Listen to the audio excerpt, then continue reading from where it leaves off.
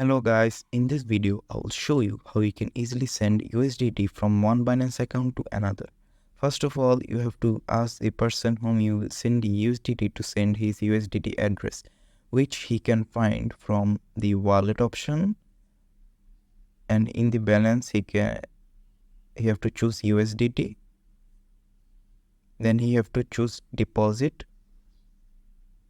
Then click on a network like TRC20, Polygon, Ethereum or Solana. For this video we choose Solana. Then you have to just copy the deposit address and send it to you. After you receive the deposit address, you just have to copy it and come to the Binance app and click on the wallet option, come on the spot and click on USDT. Here in the USDT, you have to click on withdraw option, send via crypto network, click on it. Here in the address option, you have to just copy and paste the address he has sent.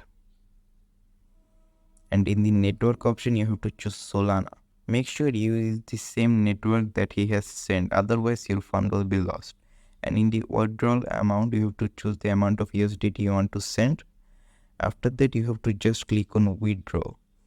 After clicking on withdraw, your USDT will be sent to that Binance account.